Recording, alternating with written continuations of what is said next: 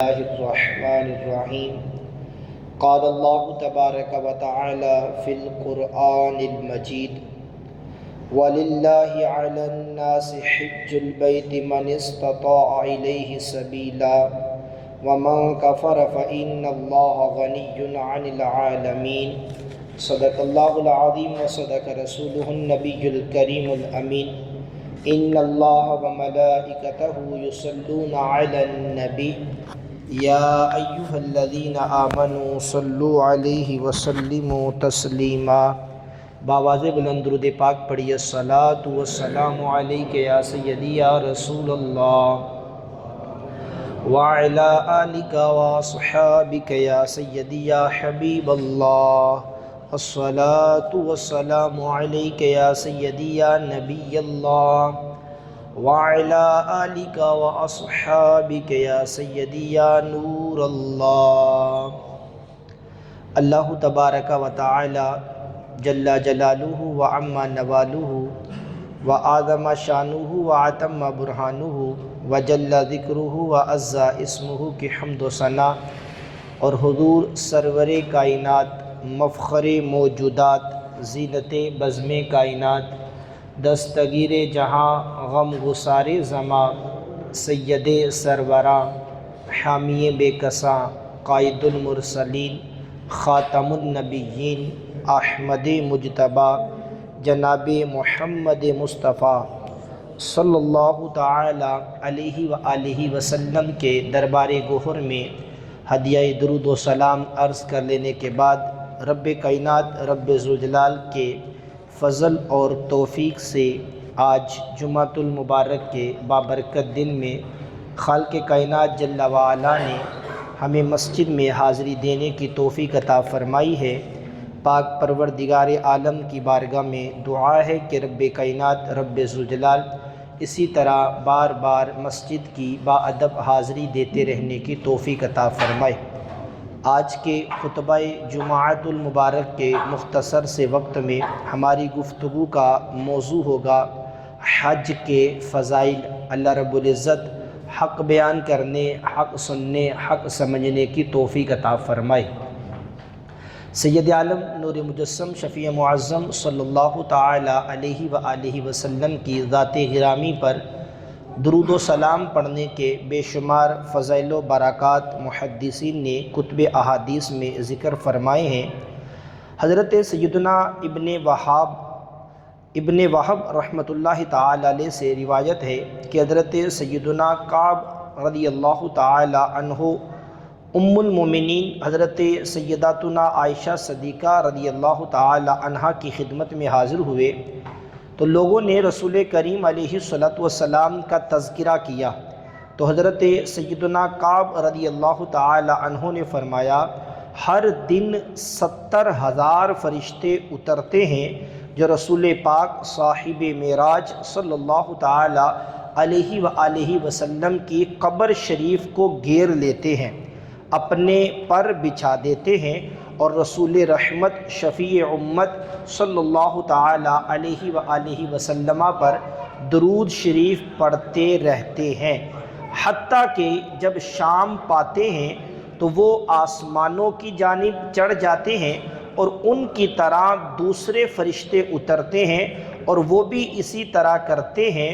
حتیٰ کہ جب زمین کھلے گی تو حضور علیہ الصلوۃ والسلام 70,000 فرشتوں کے جرمٹ میں نکلیں گے جو حضور علیہ الصلوۃ والسلام کو پہنچائیں گے. اس حدیث مبارکہ میں جو بیان کیا گیا، اس کے تحت حکیم الامت مفتی احمد یار خان نیمی رحمۃ اللہ تعالی علیہ فرماتے ہیں کہ خیال رہے کہ ہمیشہ سارے فرشتے ہی حضور علیہ الصلوۃ والسلام پر درود بھیجتے ہیں، مگر یہ 70,000 فرشتے وہ ہیں جن کو عمر میں ایک بار حاضری دربار کی اجازت ہوتی ہے.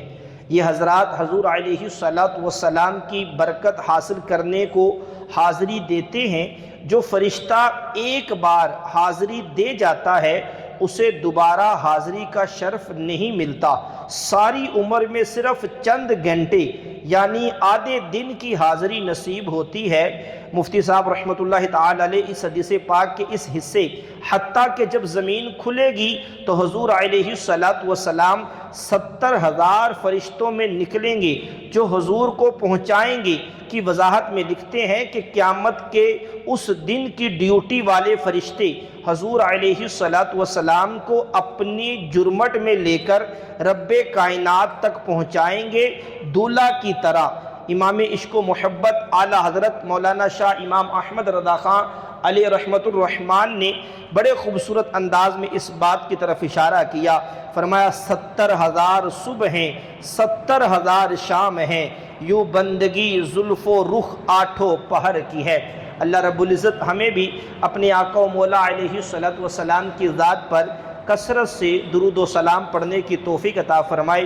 یہ انسانوں کی خوش قسمتی ہے کہ بار بار مدینۃ المنورہ کی با ادب حاضری نصیب ہوتی ہے، وگرنہ اس حدیث مبارکہ میں جو ذکر کیا گیا کہ فرشتے کہ جو 70,000 صبح آتے ہیں 70,000 شام آتے ہیں، قیامت تک دوبارہ ان فرشتوں کو دربار رسالت میں آنے کی اجازت نہیں ملتی، کیونکہ بقیہ فرشتے ہیں وہ بار بار آتے ہیں اور ان کو دوبارہ قیامت تک آنے کی اجازت نہیں ملے گی۔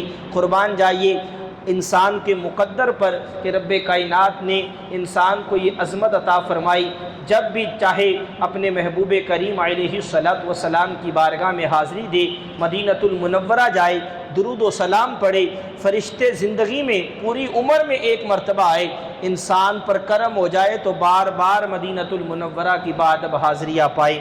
اللہ رب العزت ہمیں بھی بار بار مدینۃ المنورہ کی با ادب حاضری دینے کی توفیق عطا فرمائے۔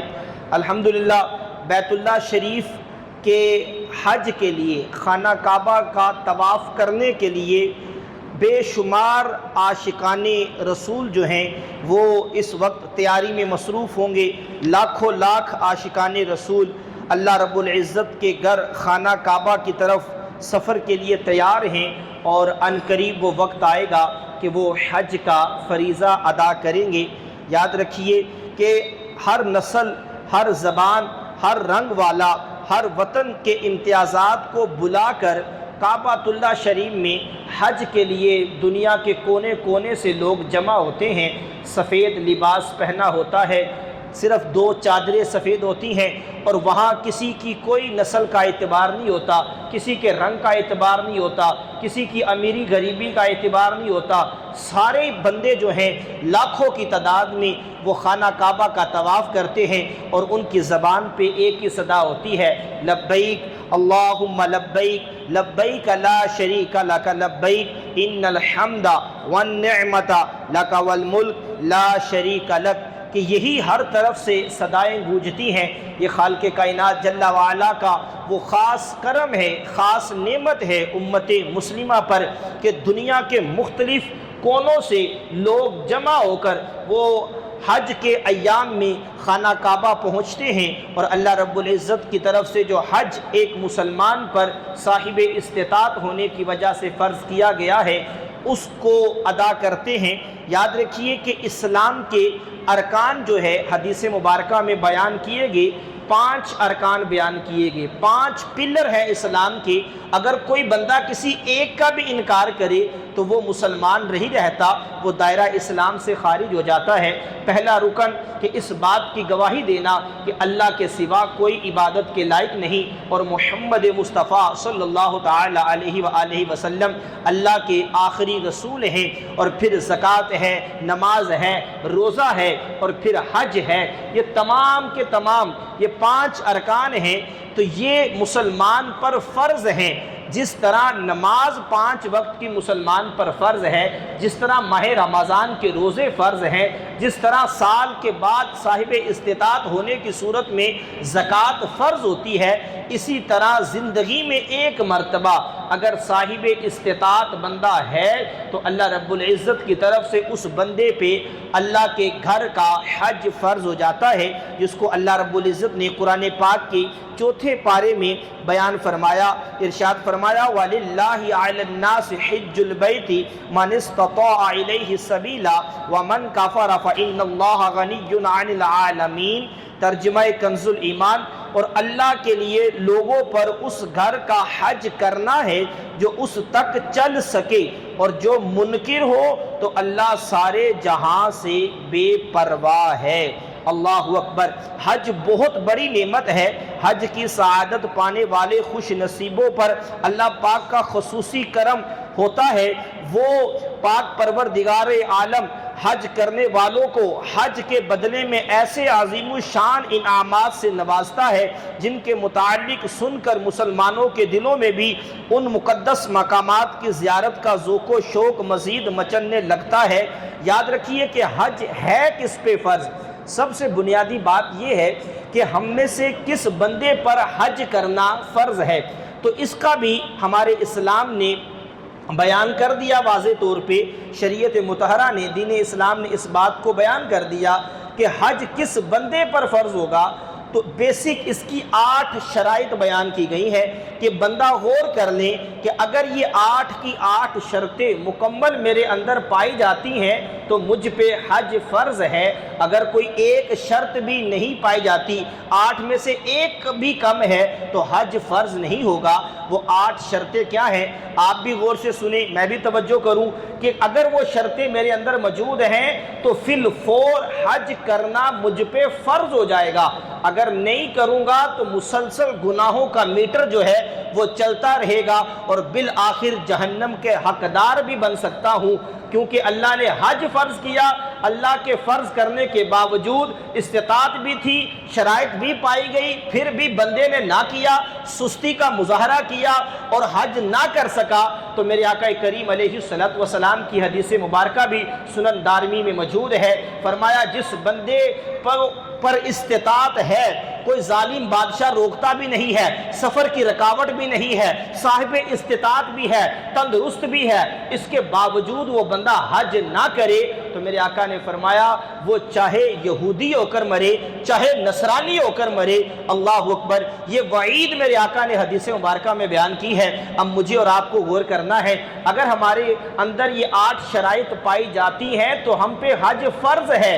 دنیاوی کام چھوڑ دیے جائیں، پہلے اللہ کا یہ فرض کردہ حج یہ ادا کیا جائے۔ دنیاوی معاملات دنیا میں رہ جانے ہیں۔ وہ 8 شرائط کیا ہیں؟ غور کیجئے گا۔ صدر الشریعہ بدر الطریقہ حضرت علامہ مولانا مفتی امجد علی اعظمی رحمۃ اللہ تعالی علیہ فرماتے ہیں حج فرض ہونے کے لیے 8 شرطیں ہیں۔ جب یہ تمام شرائط پائی جائیں گی تب ہی حج فرض ہوگا، ورنہ فرض نہیں ہوگا۔ وہ 8 شرطیں کون سی ہے؟ پہلی شرط یہ ہے اسلام، کہ بندہ مسلمان ہو۔ الحمدللہ ہم سب مسلمان ہیں، تو یہ پہلی حج کی شرط ہمارے اندر پائی گئی۔ دوسری شرط ہے تندرست ہونا۔ الحمدللہ ہم سب تندرست ہیں، اللہ نے صحت دی ہے، اعضاء بھی سلامت ہیں، آنکھیں بھی سلامت ہیں، اندھے پہ حج نہیں ہوتا، لنگڑے پہ حج نہیں ہوتا جو سواری پہ قادر نہ ہو، لیکن اللہ نے ہمیں صحت بھی دی ہے، تندرستی بھی ہے، ہاتھ بھی سلامت ہے، اعضاء بھی سلامت ہے۔ تو یہ دوسری شرط تندرست ہونا یہ بھی ہمارے اندر موجود ہے۔ تو یوں حج کی 2 شرائط ہمارے درمیان پائی گئی۔ اور پھر تیسری شرط ہے عاقل ہونا، یعنی عقل مند ہونا۔ الحمدللہ ہم سب عقل مند ہیں، ذی شعور ہیں، اللہ نے ذہن اچھا دیا، اللہ نے دماغ اچھا دیا، قوت حافظہ بھی ہے، مجنون نہیں ہے، پاگل نہیں ہے۔ یاد رکھیے پاگل پر حج نہیں ہوگا، پاگل مجنون بندے پہ حج فرض نہیں ہے۔ شرط یہ ہے کہ بندہ عاقل ہو، عقل مند ہو، اس پہ حج فرض ہے۔ تو یوں تیسری شرط حج کی یہ بھی الحمدللہ ہمارے اندر موجود ہے۔ اور پھر چوتھی شرط ہے حج فرض ہونے کی بالغ ہونا۔ الحمدللہ اکثر ہم میں سے بالغ ہیں، اور بالغ کہتے کسے ہیں؟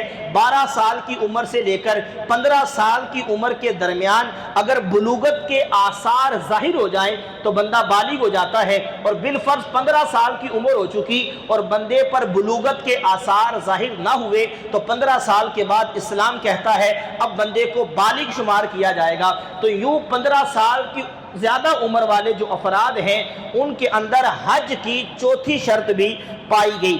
اسی طرح پانچویں شرط ہے حج کی آزاد ہونا۔ الحمدللہ ہم سب آزاد ہیں، کسی کے غلام نہیں ہیں۔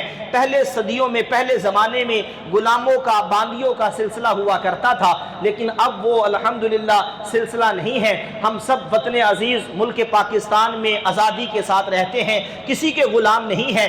تو یوں یہ پانچویں شرط حج کے فرض ہونے کی یہ بھی ہمارے اندر موجود ہے۔ اور پھر چھٹی شرط ہے حج کی کہ دارالحرم میں نہ ہونا۔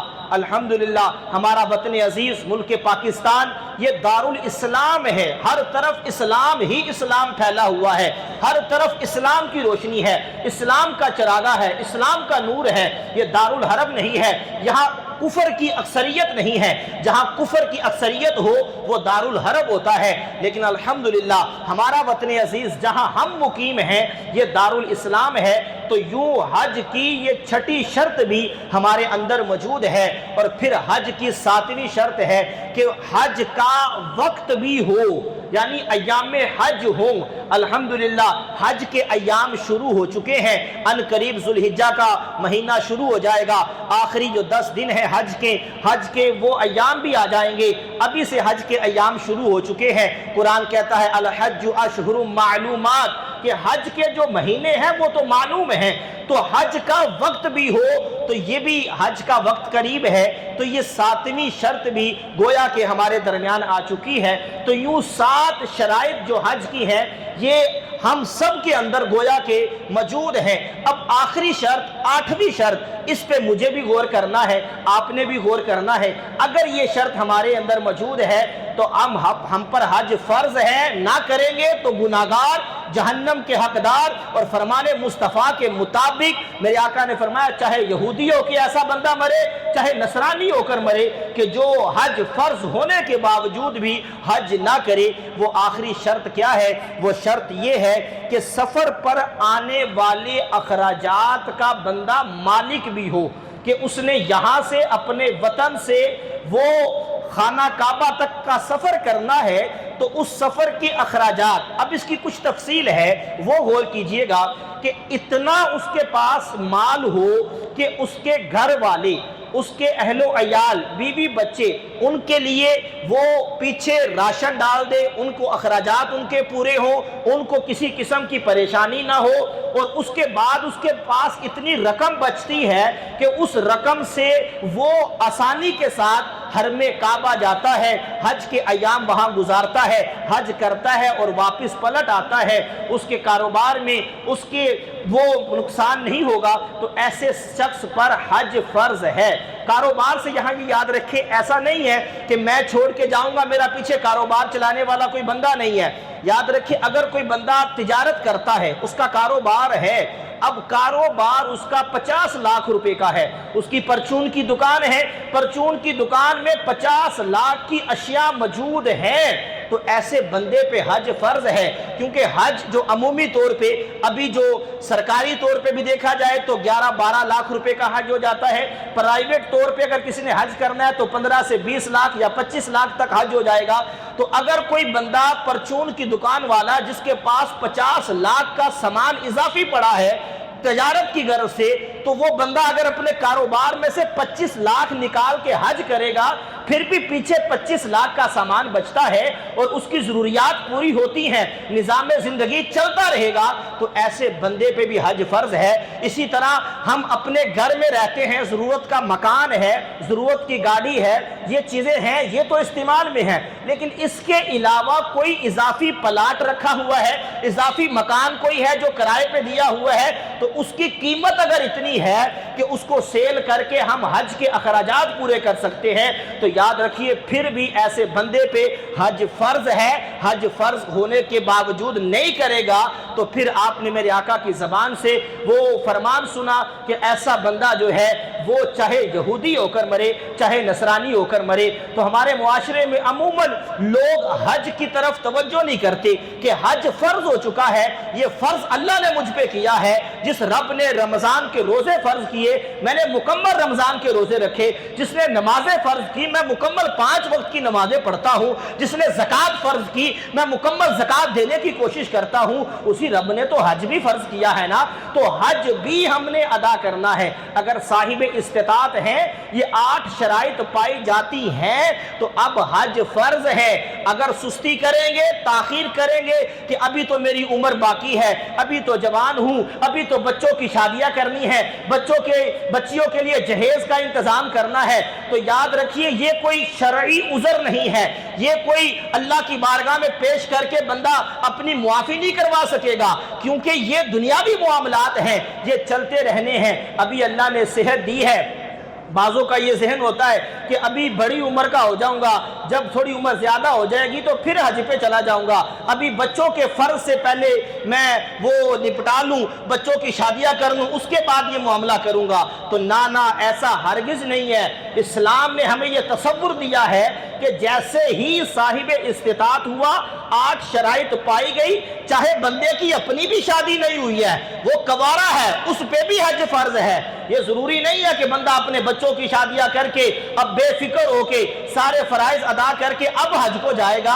اگر اتنی تاخیر کرے گا تو گناہوں کا میٹر چلتا رہے گا، نامہ اعمال میں گناہ لکھے جاتے رہیں گے، اور قیامت والے دن اللہ نے چاہا تو پکڑ ہو جائے گی، اور فرمان مصطفیٰ کے مطابق ایسا بندہ گویا کہ دنیا سے ایمان بھی سلامت لے کر نہیں جائے گا۔ تو ہمیں چاہیے کہ ہم غور کر لیں کہ اگر مجھ پہ حج فرض ہے تو تاخیر نہ کرے، فوراً سے پہلے حج کے لیے تیاری کریں اور سفر کریں، حج کا فریضہ ادا کریں۔ اللہ رب العزت ہمیں ان احکامات کو سمجھنے کی توفیق عطا فرمائے اور حج کرنے کی توفیق عطا فرمائے۔ اس کے فضائل، اس کی برکات کیا ہیں، وہ وقت کے دامن میں اتنی گنجائش نہیں ہے، پھر کبھی انشاءاللہ الکریم بیان کریں گے۔ اللہ رب العزت کی بارگاہ میں دعا ہے رب کائنات رب ذوالجلال ہمیں زندگی میں حج کرنے کی توفیق عطا فرمائے۔